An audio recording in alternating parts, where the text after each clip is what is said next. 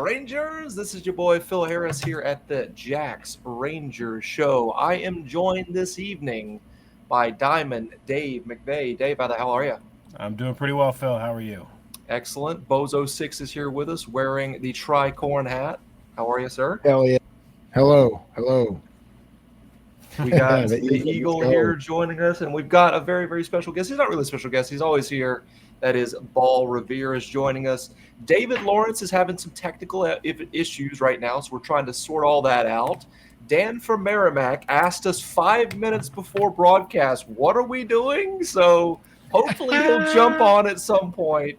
We always love Dan from Merrimack. His little bit about not knowing what's going on, it might be real, folks. Like, whoa. So we sent him over the agenda. For the record, ladies and gentlemen, I sent this stuff over to the Outriders like a week ago, right? Yep. And Dan from Merrimack 5 minutes before is like, what's happening here? So hopefully he'll be able to join us when he collects his thoughts about what we're doing this evening. And for all those out there that are wondering what the hell is going on with the Jacksrangers show, we are going over the season review. I've got some opening thoughts that I'll be talking about here momentarily.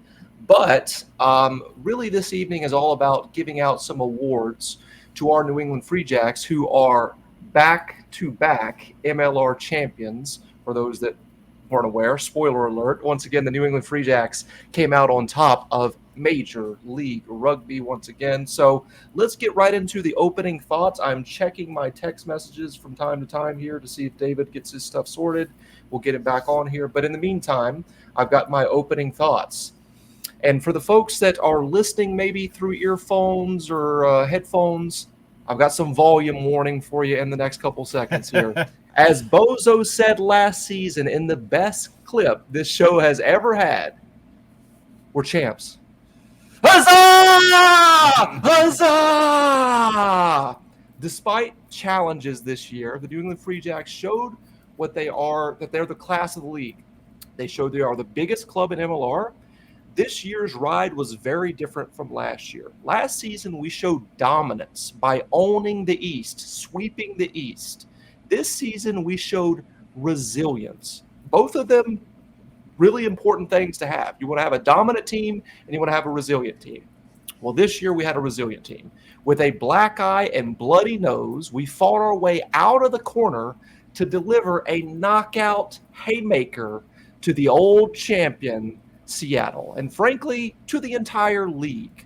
MLR is absolutely on notice here. It wasn't easy, and at times it wasn't pretty, but your New England Free Jacks are holding the belt once again and screaming, huzzah!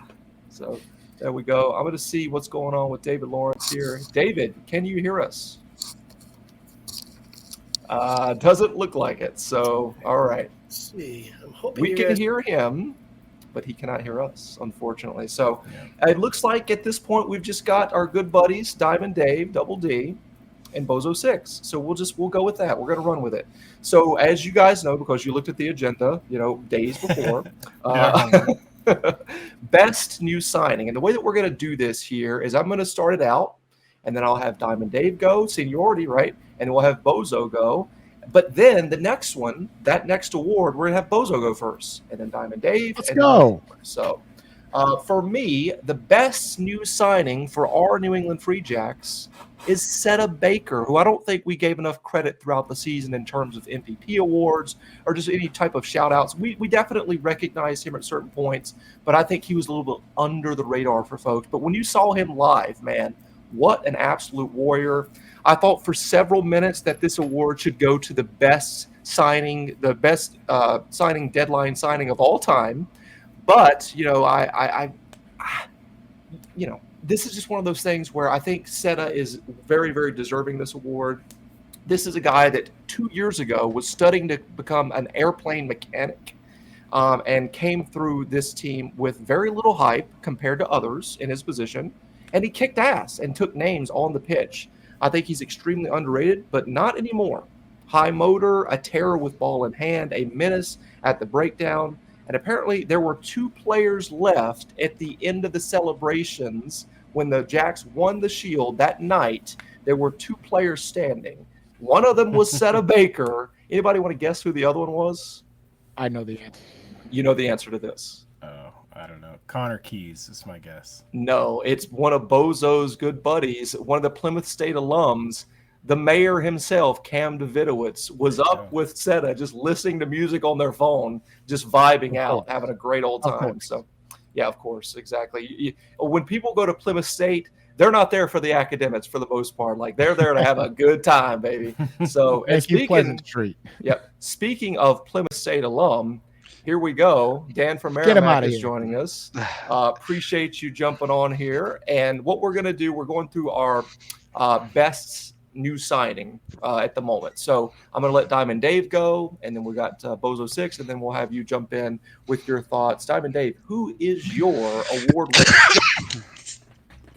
Dan, mute your mic. My goodness. We've been over this. Act like you've been here before, buddy. Oh, this is fun. It's fun. So I went with a little bit of a zig.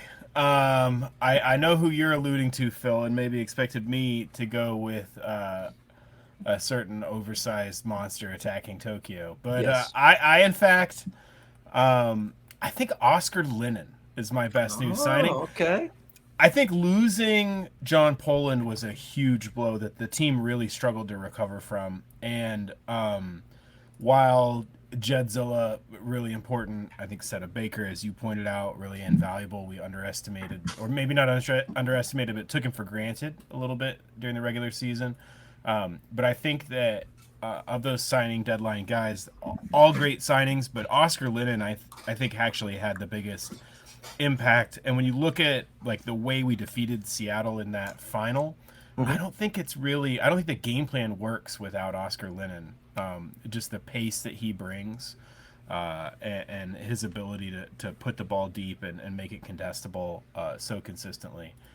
So for my best new signing, I think there were a lot of really good ones to choose from, but the one that I had to go with at the end of the day, Oscar Lennon. Very good. Love that pick for sure. I think he's not snubbed because he's listed as a non-traveling reserve, but I could see him making his way and becoming USA Eagle very, very soon. Bozo, who you got?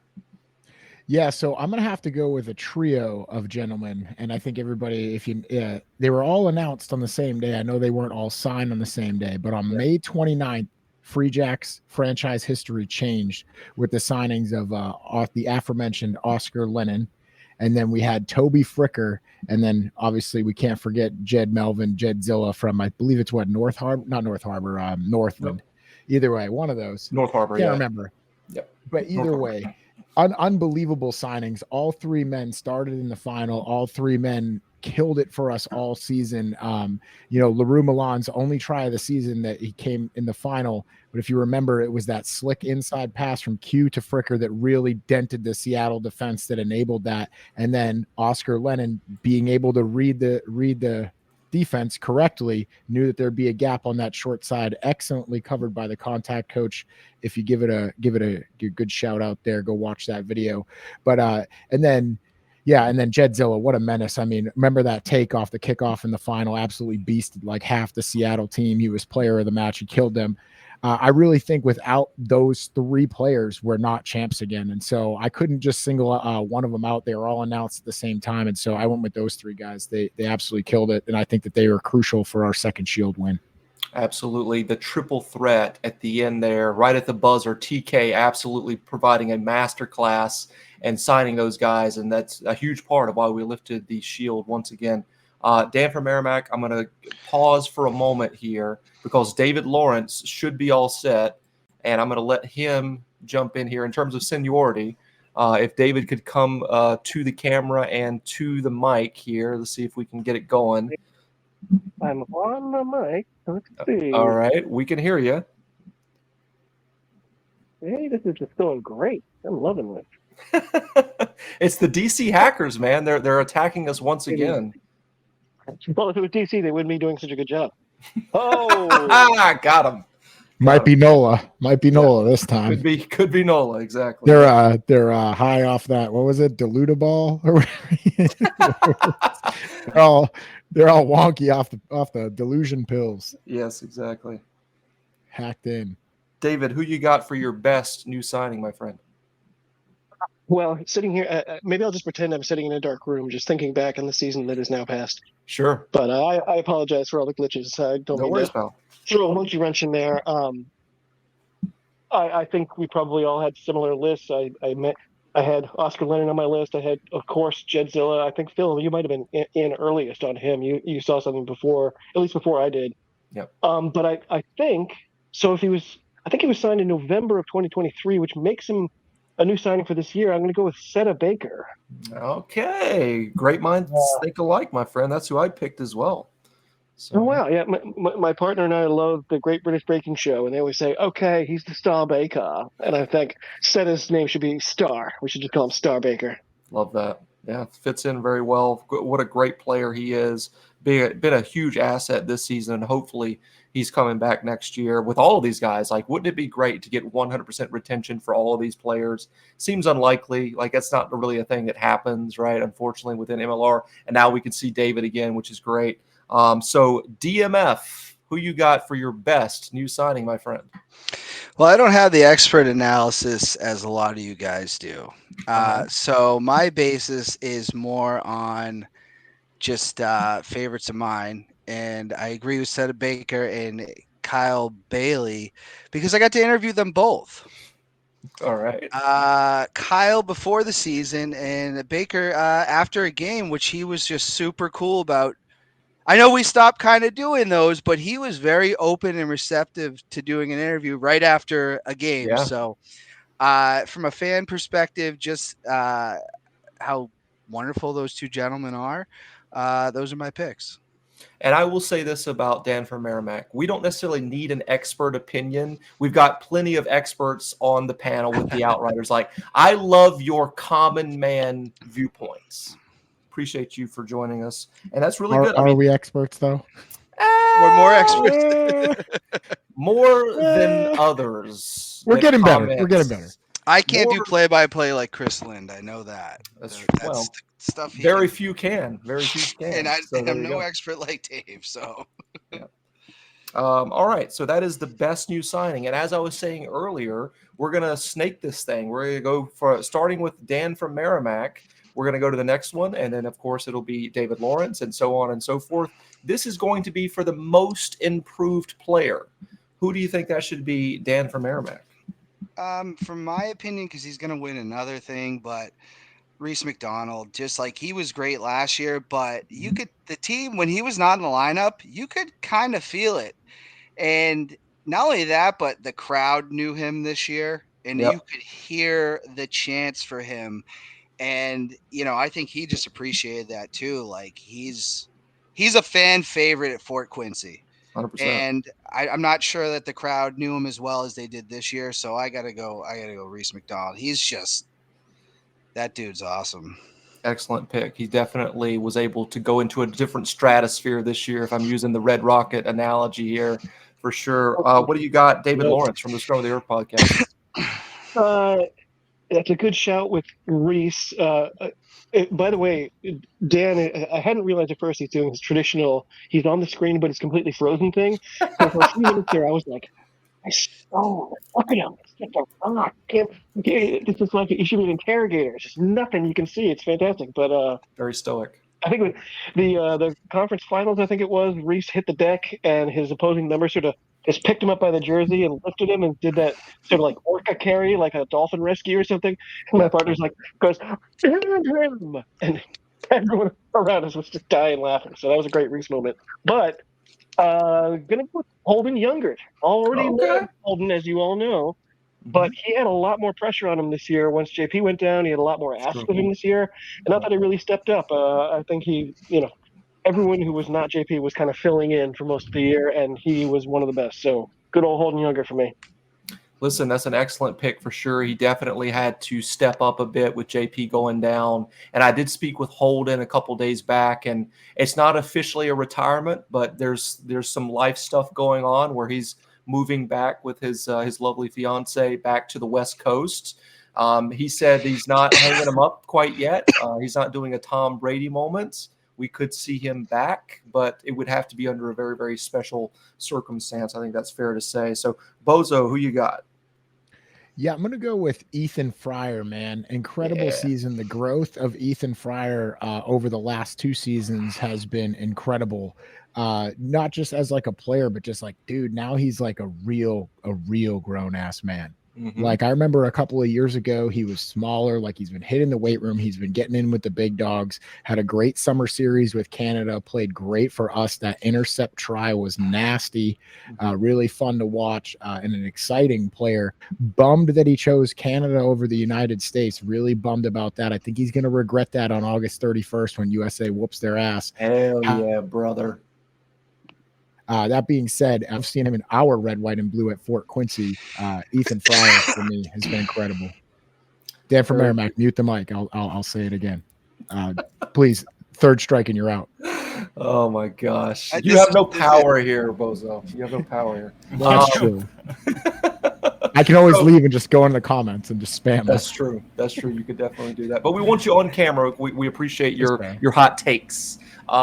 Listen, I will go ahead and say that I think that's an excellent pick. I was wondering if Bozo was looking at my notepad with some of the stuff he said. Could be a little bit of a spoiler alert, but we got our good buddy Double D is up next. Well, it might be a hat trick for somebody because I picked Ethan Fryer myself.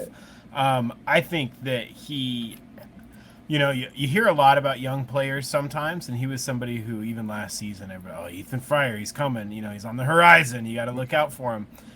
And damn if he didn't live up to every single word of hype that he got coming into this season. When you look at that championship match and you see like 3 takeaways inside our 22 in the second half that Fryer got, just really incredible stuff. Great players make great plays, in big game. What is it? What is it? Oh my God. When you make you got me on the hit spot. Hit us with it, because that was it in a nutshell, right? Like if it really comes down to what do you do in the crucible, in the moment when it matters, how do you perform? He let us know that he performs. I think he had an amazing season, and when you look at where his kind of capital within the league was at the beginning of the season to where it is now, I think you have just an incredible trajectory. I agree 1,000%. And it is, I'm trying to do the Steve Spurrier impression, but I'm never going to do it justice. So I'll just go ahead and say it in my own slightly Southern accent. It is big time players make big time plays in big time games. That is the quote. It's a fantastic one. We've said that many times on this show. Ethan Fryer. Ethan was on this show earlier in this season talking about his development as a player. I'm so proud of this young man. Nothing was ever given to him. He had to go out there and earn every single, practice. He had to show out. He was undersized when we first signed him. You could see that. Even a blind man could have seen that he was just a little bit undersized. But what did he do? He didn't say, well, I'm just going to fade off into obscurity. I'll go play for Mystic. He did that to get better, but he also hit the weight room, brother, like hardcore. He hit that weight buffet like he was going out of style. The emergence of Ethan Fryer in a crowded, loose forward room is another TK masterclass. TK saw something in this kid way, way back when. I want to say almost 2 seasons ago. Signed him up. He was playing with the Independents. He was playing with Mystic, and then has slowly made his way into the starting, 15 and into 23. And he's also one of these players where it's like you can't really not pick him now, which is kind of crazy because if you look at all of the loose forwards, I'm not calling anybody out, we've got a star-studded loose forward room. There's some real killers in there. And, Ethan Fryer was like, guess what? I'm Ted Bundy too. So it's really, really impressive to see that. It's a great way. It's a great way for the Free Jacks to say, look at our pathway. It's working. We're signing a guy that, was way off the pace. Well, it needed to develop, and he developed within our system. And now he's an internationally capped player. Remember Mike Rogers, what was it, a season ago at the very, very beginning? He said Ethan Fryer will be an international player, and by God, he was right. It's just a shame that he's drinking maple syrup and not Budweiser, an internationally speaking brother, if you know what I'm saying. So, yeah, he's going to find out. He's going to learn on August, was it 11th or 31st, whatever the hell it is, when USA plays Canada. So we'll see how that goes. All right, forward of the year. And it is my turn once again to talk about forward of the year. Jedzilla is my forward of the year. If you told me at the beginning of the season that a guy that played less than half of the season will be getting my forward of the year award, I would tell you to put the bong down. All right. Jedzilla is the best signing in Major League Rugby history at the deadline. No question about it, the most impactful player we have ever seen under that short amount of time. I must have shouted Jedzilla about 10 times in San Diego because of the badass shit he did to help us win that final. I don't know what needs to be offered to this guy to get him to commit long-term to the Jacks, but TK, give him whatever he wants. He is that good. Diamond Dave, what you got? That's a really good shout. Jed was amazing this season. I had to go with one of my very favorite players, a guy who was a stalwart for us. Andrew Quattrin put in an incredible season in the number 2 jersey, often going very deep into games, and when we struggled at times just to find consistency. We have a lot of quality options, but it seemed like that switch from start to bench was just difficult at times, and the solution often was, okay, well, we just leave Q out there until the wheels fall off. He did that, not just playing long minutes, but working really hard. He always had a lot of carries, always had a lot of tackles, really involved around the pitch. And so my forward of the year, I'm never going to overlook a chance to give it to a Type 5 guy. So sure. Andrew Quattrin, my man. Well deserved. Bozo, what you got? That's a great shout for Q. Yeah, he definitely upped the minutes. I don't have the exact stats, but I feel the natural feeling is like he played way more minutes this year. I'm going to go with another Canadian who has also played a bunch of minutes, and I feel like this rolls over from last year as well. And number of minutes you played maybe shouldn't be the best indicator of this for this award, but I just think he does so much tireless work around the pitch, not as much with the carries, but more like, rucking, counter rucking, making tackles. And that's the big man, Connor Keys. What an outstanding, the dude is made of granite, man. He's out there and he's just taking shots, delivering shots, being, he's not like Jesse Peretti, but he's a pest as well. You know what I mean? Getting in the heads of the other opposition there. And I mean, listen, I talked about it on the live stream for the final. We don't know what the plan was when, for the final, but with Larry subbing in, but Kyle Bailey goes out with blood early and then subs out, and Connor Keys has to play another 80. Like the locks are good. Locks are hard to come by, man. And teams that have good locks win a lot of games. And Connor Keys is he's a good lock, man. He's a really good lock, solid ass dude. So he's my forward of the year. Those guys are just, worth their weight in gold, being that tall, being that skilled. He's not an old man by any means, but I wonder about some of these guys that are getting, closer to, beyond 30. I wonder if they're kind of tempted after winning 2 in a row. Are we going to see all of these guys back? And one of those I think about is Connor Keys, and that would be a huge loss for the New England Free Jacks if he decides to hang them up. Hopefully that is not the case.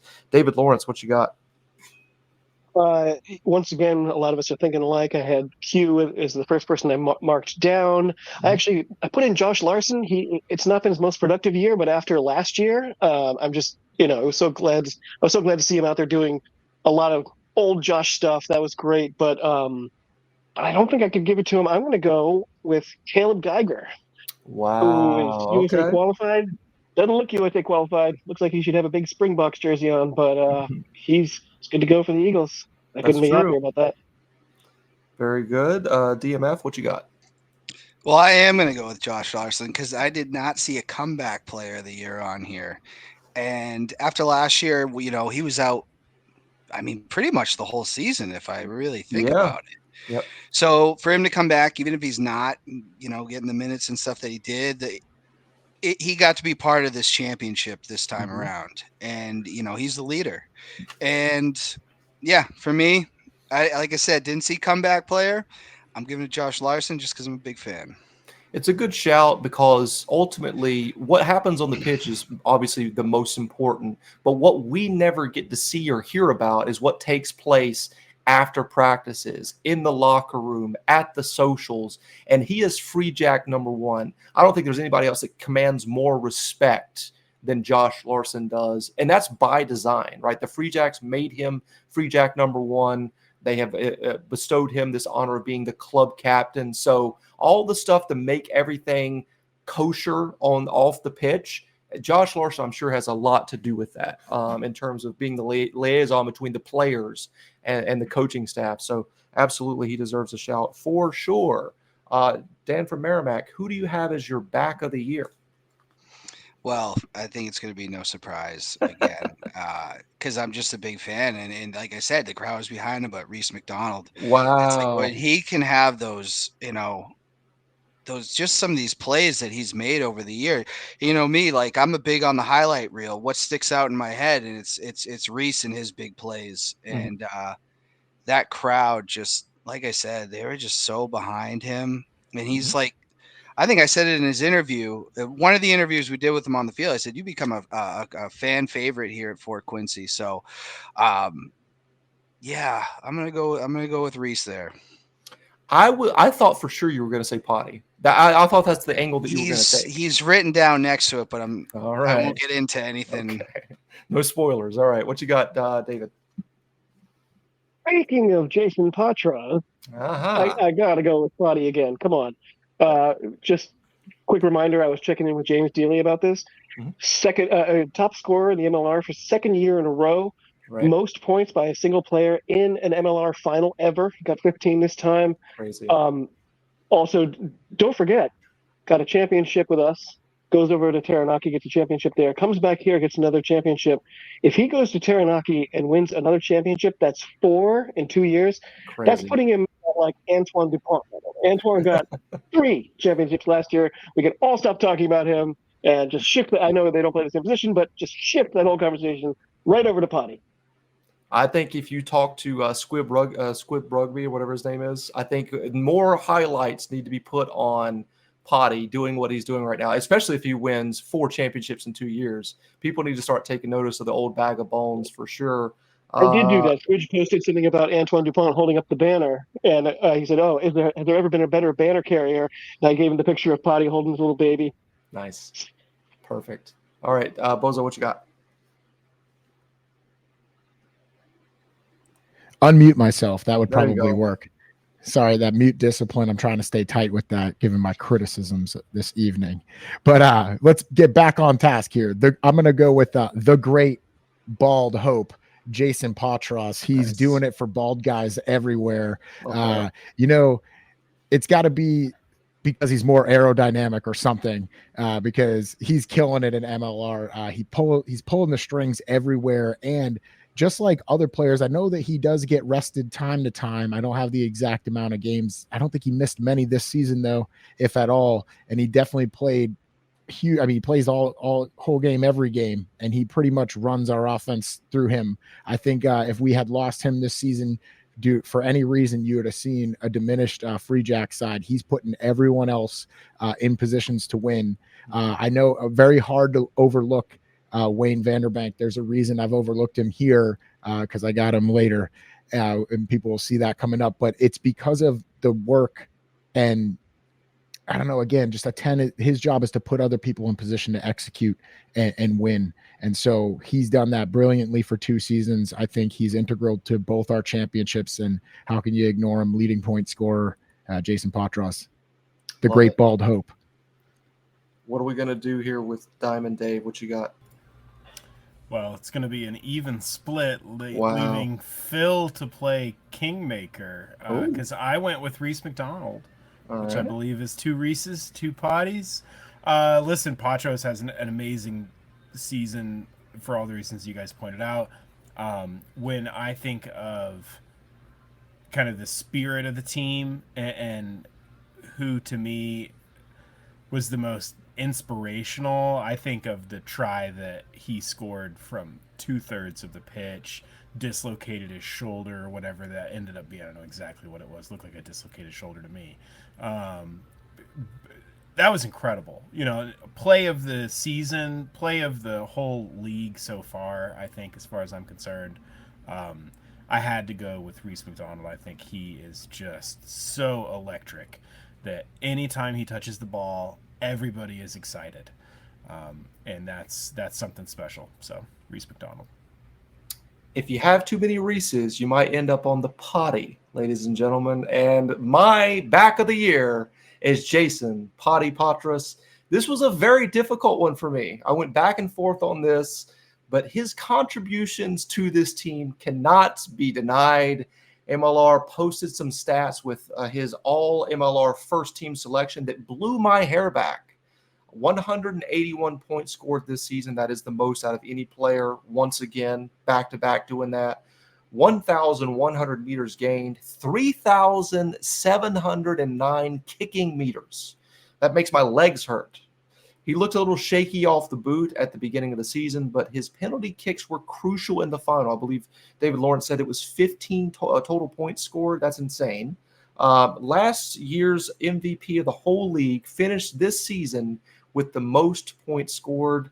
Potty is my back of the year. And announcement, everybody, breaking news, Mr. Patras, Potty himself, will be joining this show in an interview next month with a date yet to be decided. We'll be talking once again to Jason Potty Patras down there in New Zealand as he gets back and reconnects with his team, Taranaki, who are champions as well. As David Lawrence was saying, he's won 3 championships in a year and a half, which is insane. All right, let's move over to the big one. Now, of course, these awards are much more important than any MLR award or any other award that anybody could ever receive, as we know. But this one is the biggest one. This is it. This is the big one, folks. It is MVP of the Jacks Rangers show. And for me, it's Wayne's World. Party time. Excellent.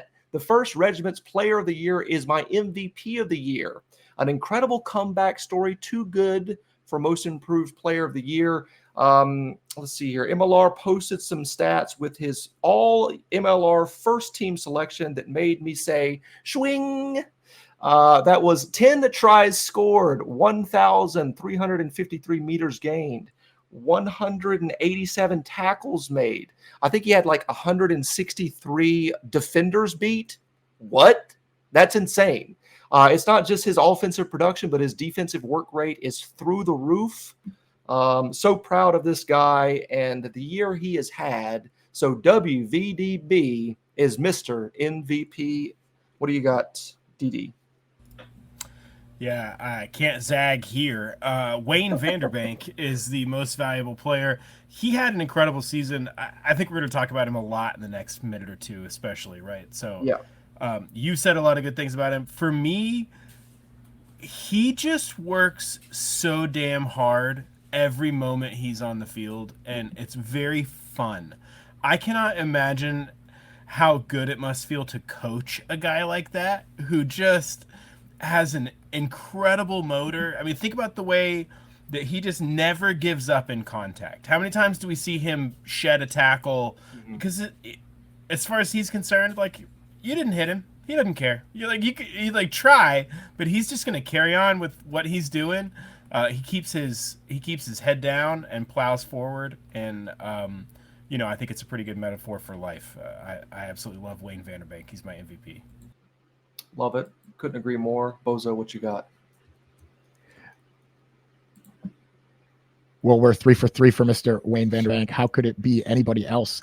I mean, you talked about dominance and resilience. Is Wayne Vanderbank not the embodiment of both of those in the MLR 100%. 2024 season? Yeah. I mean, he did contribute significantly to the team in 2023, but what a center room we have. We talk about our back row, but our center room is just as stacked. LaRue Milan, an international, Ben Lesage, an international, and then you got Wayne Vanderbank up in here just ignoring it all, coming back from, I think it was hamstring injuries that plagued him in 2023. Yes. And he just, to have that type of response, it's not just your work and all that other stuff. That's a between the ears thing. you've got to be right there. You've got to fight back from that. I'm sure that it was some pretty lonely spaces at times that he was occupied in, being left out of the 23, or coming in late off the bench and stuff like that, and watching the team succeed because he had fought so hard and had a great season in 2022. And to respond like that in 2024, man, incredible. Love watching that guy play. Happy he's here in New England. Can't wait to see him out there in 2025. So let's go. Heck yeah. David Lawrence, who you got? I had a feeling Wayne Vanderbank was going to run the table here, so I decided I'm obligated to zag, as is my traditional role here. By the way, Wayne Vanderbank, I've been looking because we've started using just his initials. I've been trying to figure out a way to make it like WMD. They're like a Waynes of Mass Destruction we can do. There's something in there, right? But I just can't find it yet. But keep going. You'll get it. Bozo just mentioned the word resilience, though, and that's why I'm giving it to LaRue Milan. Not as productive last year. How could he be? He was like an outtake from the movie The Deer Hunter just, last November. And yet here he is. I don't know how many people could psychologically recover from something like that in the first place. Right. And then there he is, cutting a diagonal, scoring that beautiful try in the corner, spectacular try, possibly the play of the final. There he was again, my guy, LaRue Milan.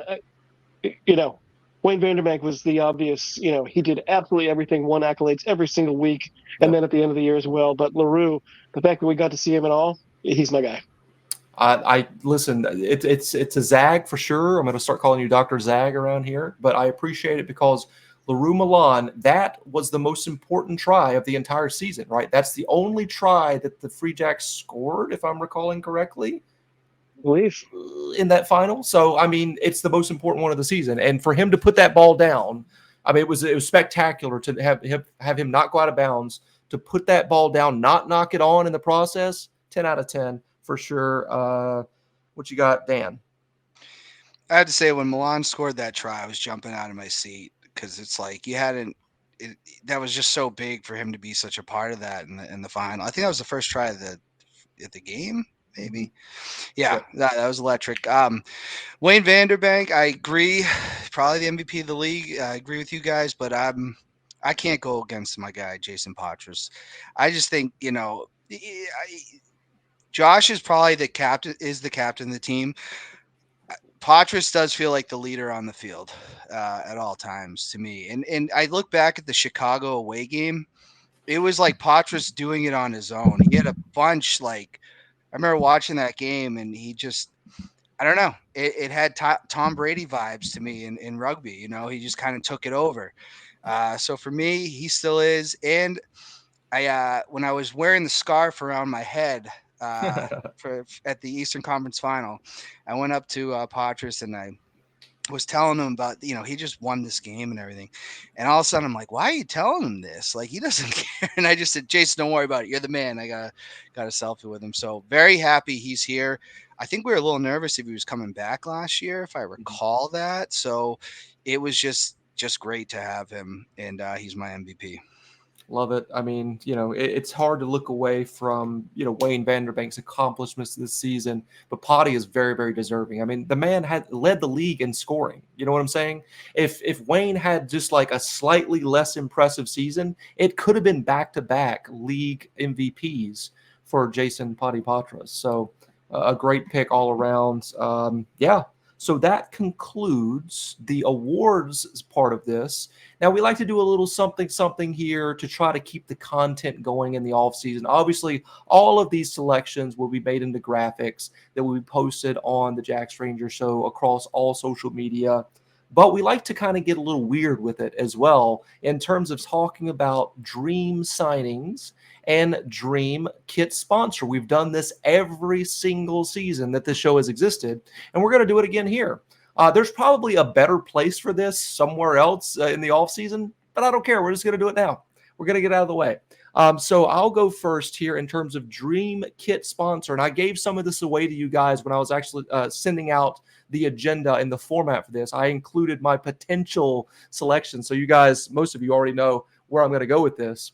So for me, And it could be because I might be moving to the Bay States in the next couple of months. I know it's big news. I'm such a Granite Stater. It's going to hurt my heart to do this, but I could be ending up as a Massachusetts citizen, which is wild to think about.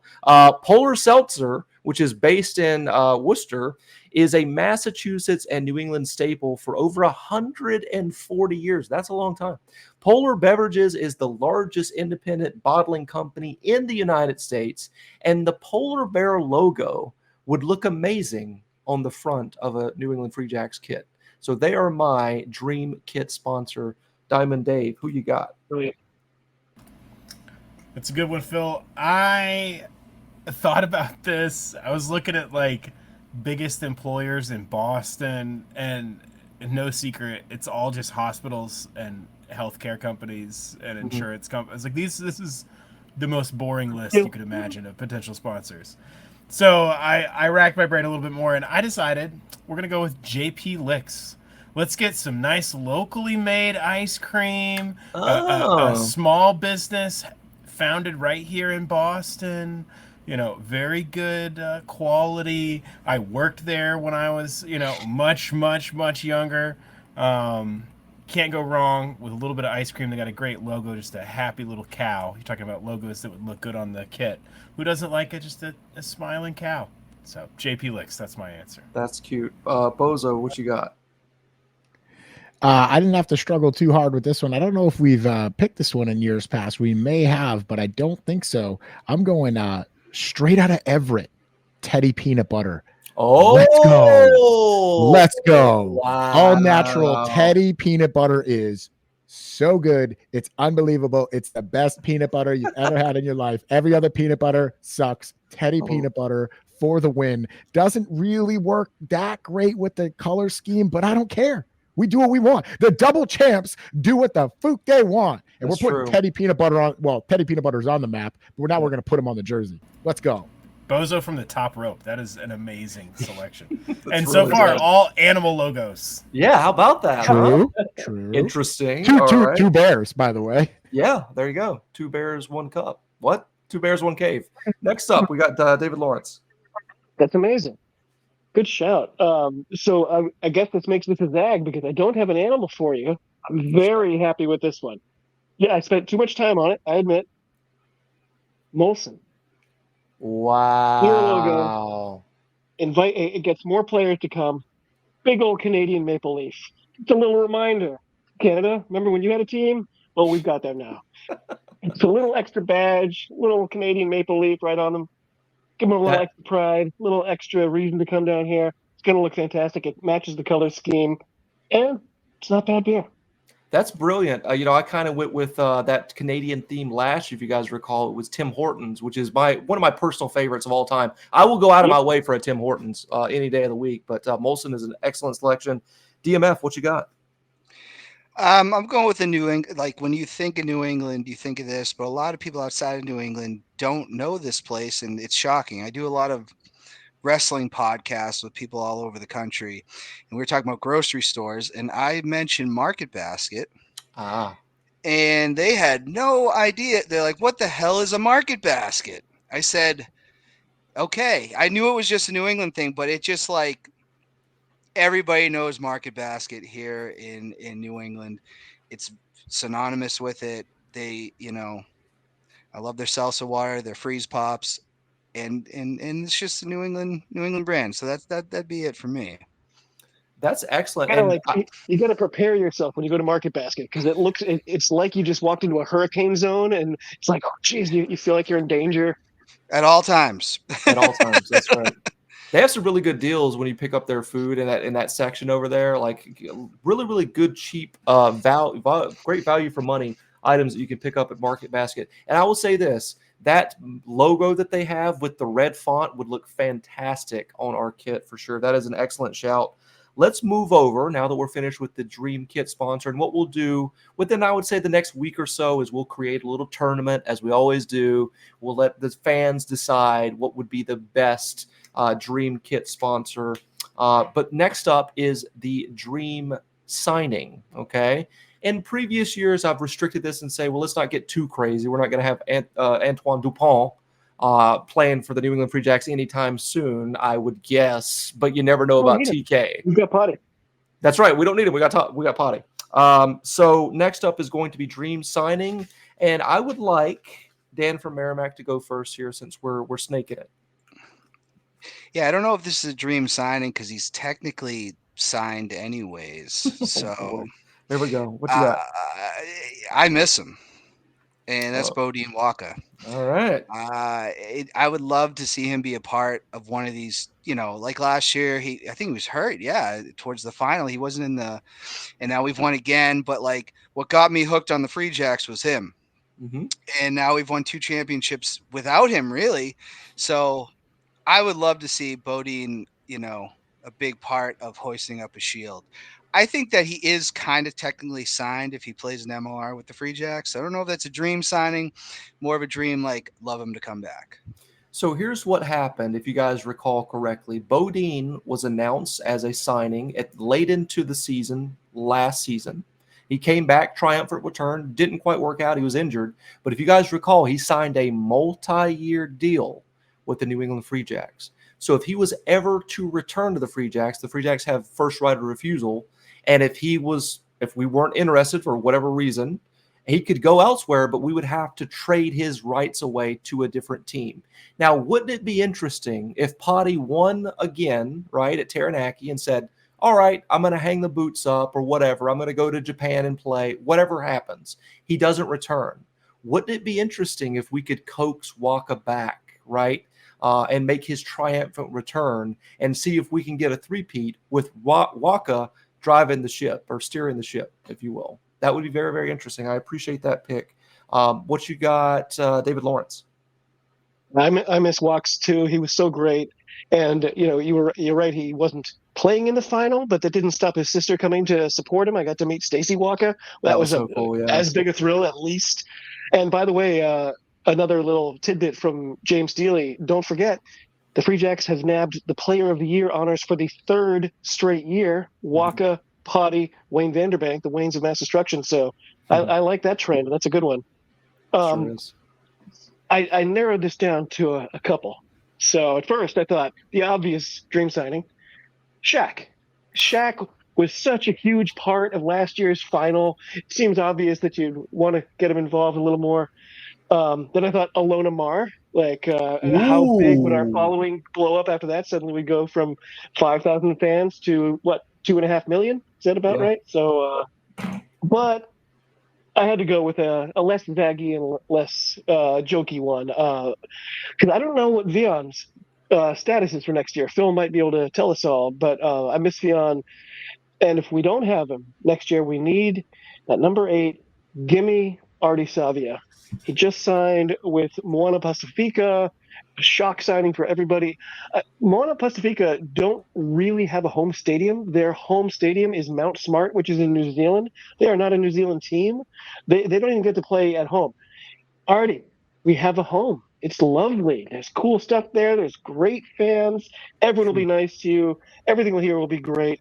Artie Savia, be a Free Jack. Come on. Would love to see it. Probably unlikely, but that's what it's all about. This is the dream signings. Bozo, what do you got? You're saying I should have stayed with Shaq? No. You did that last year. You can't pick that him again. Bozo, what you got? I think I did pick this guy last year, and I'm just going to keep picking him until he comes over here. If you're going to sign an aging rugby legend in MLR, you've got to go with Joe Marler. He's still, dude, he's incredible, man. We need him on the graphic. I think he followed our tournament or like the post with our tournament in it or something like that.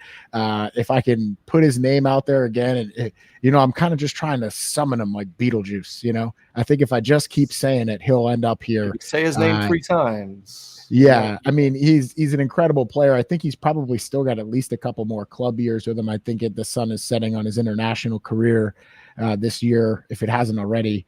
I don't follow him that closely, but man, he's so funny. He'd be a great personality. He's played so long at the top level that I think that he would be great for developing young props. And at the prop position, he's only, you're only playing him for 40, 50 minutes a game either way. So that would be a dream signing. I think it would be cool. And then we might get an outside chance to get him on the show if we sign him, because I just think he's that wild. He would come. I think 100%. he would do it. So that would mean I would get a chance to talk to him, and he'd probably roast me, which is also a dream. So let's just go. Joe Marler, get in here, man. It's a good pick, one that you've made previously, but hopefully, when we create this particular tournament and allow our fans, the Rangers out there, to vote on who they think would be the best dream signing, he'll continue to like those posts, which would be great. Double D, what you got? Let's go full fantasy land. Let's do send it. I'm going Hamish Watson. Wow. This guy has been one of my favorite players for years, kind of a compatriot of Marler in terms of age and profile within the Six Nations.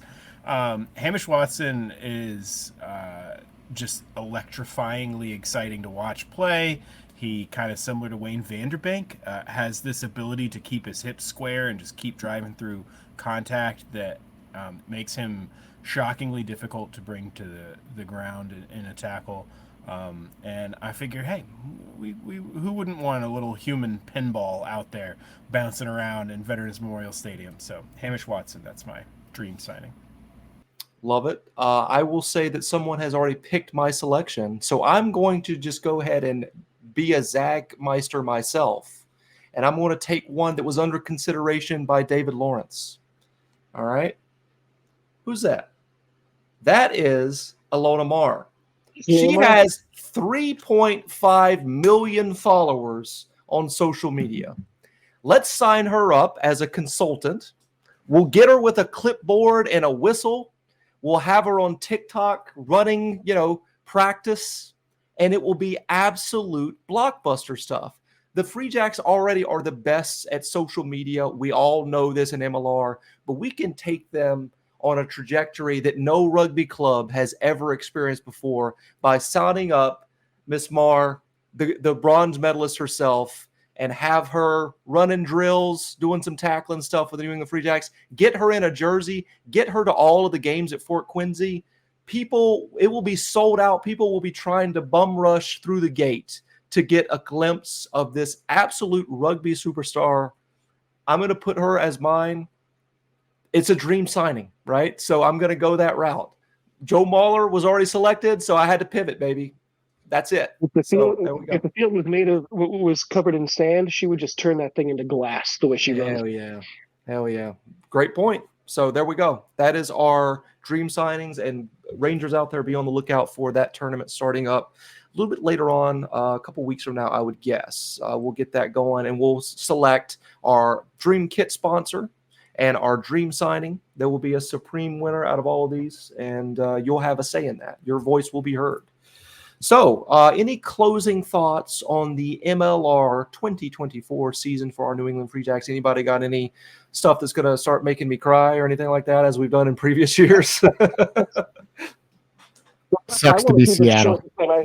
I feel like this is where I usually just go on and on and on. So I'm going to try to not do that. Phil, I did want to say, first, thanks for having me on the show again. It's always so great. I apologize for the hiccups there, tech-wise at the beginning.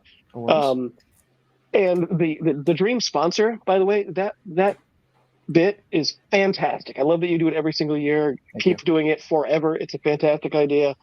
Anyway, my final thoughts. We were this close to having a conversation where I didn't talk about TK, and I just can't allow that to happen. TK, the architect, we all know the important players. We know Scott Matthew. We know the assistant coaches. Even none of this machine doesn't run without TK. He's the oil in between all those gears. He makes everything easier for everybody. Scotty was just on the Eagles Happy Hour live talking about how great he is, and it sounds like. I don't think there's any official word. Again, Phil might have the inside scoop, but I don't think there's any official news. But from Scotty's mouth, it sounds like he is embedded in the word he used in the Free Jacks, and that is damn good news for us, because as long as we've got him running the show, everything is easier for us. TK is coming back, ladies and gentlemen. It is happening for 2025. So there you go. We will see him once again behind the scenes, making everything possible. We appreciate TK so much. The greatest advocate of this show is Thomas Kindly. Watches every show, loves what we do. Appreciate him so much, man. The The record holder for also being on this show is TK in terms of guest appearances. So, we owe him a huge debt of gratitude for what he has done for this show, for sure. Well, anybody else got any closing thoughts? Yeah, it was definitely not the easiest road this year. Yeah. There were some tough losses, and that team really showed grit to really make a run in the playoffs the way they did. There's some really tough losses at home I this know. year. We were there. Yeah, it sucked. Yeah. So there was a lot of talk of like who's going to win this thing, and after watching the final, it's like they were a lot better than Seattle, and yeah, I mean, just a really what a season because of some of those losses. We had some more losses in the last 2 years and like some real bad ones. So that's credit to the team and just putting it together and really making a run. Well put, for sure. Anybody else got any closing thoughts? Feels good to be good. I've heard that a time or two. Yeah. Yeah, feels good to be. I mean, it was an amazing run, and that championship match, that final, was one of the coolest, most interesting, low-scoring rugby matches you're ever gonna see. I think. Yep. I'm bummed we didn't get to talk about. Maybe we'll do a bonus episode, Phil. Oh, come on, we'll just keep talking about the championship. Hell yeah, brother. Because it really, honestly, it was an incredibly impressive performance to cap an amazing season where they did have to work for it. They had to work their asses off. Sure did. And it was really fun to watch it all come together for those guys and to be there in San Diego. Really happy for them. I hope that they feel proud of the performance they put together. And them, I mean, management, coaches did a phenomenal job preparing the players. Mm-hmm. You don't get a victory like that by accident. That's an incredible amount of preparation and research and learning and planning that they did as a group, as a coaching group, and as a playing group. And it was really gratifying to watch. And I think it's one of those things that showed that, they didn't just win a championship, they deserved a championship. They did what they had to do. And it is really, really fun to be a Free Jacks fan. Listen, 100%. I'm highlighting David Barry, a co-owner of the New England Free Jacks, the owner of the Rambling Jesters. Loving the viewpoints. Thanks for all your support and contribution, Rangers. I just wanted to give a shout out real quick to David Barry, man. Like, incredible stuff. I love his support for the New England Free Jacks, but what I love more, every time I talk to David Barry, he's giving us compliments about the show. Like, great banter, boys, great content. Really enjoy watching. So thank you so much for riding along with us, David. You're the man, dude, for sure. Ranger Cindy's in here as well. Dream sponsor, Justin. Let's get the boys some championship rings. All right. So the ring company, very good point. There is no rings out there for championships. I think maybe Seattle has some from their 2 years, but that's not something that the Free Jacks have done. That would be a great sponsor. For sure. Justin, excuse me. Yes. So the ring people, I got you. All right. Tim Crowley, Ranger Tim, chiming in here. Great show, boys. Let's ride into 2025. My closing thoughts here. It's great to be a Free Jack, ain't it? This team and organization, time and time again, makes us so proud to support them. This season has been no different. There were some low points. Miami away, 4 losses at Fort Quincy, which nobody, I don't think, would have predicted that coming off of an undefeated season at Fort Quincy. But none of that mattered at the end of the day. As the season went on, this team got better. That is a sign of a very, very good team. And they hoisted the shield again against a very good Seattle team, and they never were coming from behind to get back into it. It was a very, very clear win for the New England Free Jacks, which is exactly what you want for a team that is the defending champion, coming into this and being slightly challenged, but never, giving up the lead in the game. It was just very, very fun to watch as a fan, and we know these guys personally, so it makes me over the moon to see the success that this organization, these players, this staff are having. The only thing left to do now, folks, is to put this argument to bed. I think we have a strong argument that we are the biggest club now. The New England Free Jacks have overtaken Seattle as the biggest MLR club, period. But the way that you silence any doubters or haters out there is you do the hashtag 3P. And that is what's on the docket for next season. That's what everybody's going to be thinking about. It's going to be in the back of all of the fans' minds. So as we begin to ramp up the offseason, let's keep that in the back of our minds is let's have the New England Free Jacks hopefully do something that has never been done in MLR. I think we have the team to do it, and the organization certainly is good enough to do it. So, a part of that is just continuing to be fans, making sure that we're continuing to be engaged throughout the offseason. Talk to friends about the Free Jacks. Let them know of your experiences that you've had at Fort Quincy and being a fan of the New England Free Jacks, because this needs to be spread far and wide. Rugby right now is, the most attention, the most eyeballs that it's ever had, because those fantastic 7 women getting that bronze medal, right? Let's be real. That this right now, Alana Mar and her skyrocketing stardom and this women's team has brought a lot of eyes to this sport. So if you hear somebody talking about rugby on your day-to-day, wherever you are, maybe you're in Dunkin' Donuts, just say, hey, we got a rugby team here in New England, and they're back-to-back champions. So please, get people, drag them to Fort Quincy next year, because this team is special. And yeah, that's my closing thoughts. I was going to say one thing. It is definitely starting to notice there is growth. I was in the grocery store like 2 weeks ago or 3 weeks ago, and I was wearing my Free Jacks hat, and a guy comes up to me and goes, "Free Jacks fan, huh? I know them. I was at the game last week." That's He awesome. goes, and I'm like, "Yeah, I go to most of the games." He goes, "Really?" I go, "Yeah, you're gonna have the best time." And he said he did. And when they won the championship, I'm not gonna lie, my phone was blowing up from my friends. Just they watched the game. It was on Fox. They said, "Oh my Right. God, that was so much fun." I was at the games at Fort Quincy where I saw people that I knew that were at the game that I didn't have any conversation with, that I was like, wow, they're a fan of this too. So it is growing. And I would tell the people out there, catch on to this, because get in why it's still growing, because that fan base is important. And maybe the Celtics was the biggest championship to the city of Boston this year, but to the Free Jacks fans and the faithful and the diehards, this was just as big, if not bigger. Yeah. And the fact that, I can't travel like a lot of other people do, but the fact that they had the highest attendance that they've had at the MLR final just shows people are willing to fly to San Diego to see this team.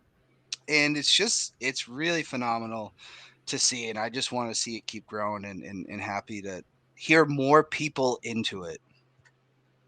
We always talk about hashtag grow the game and all that sort of stuff. We're living right now in a moment where all of us that have been trying to get this, dragging this thing up this mountain for so long, now's the time.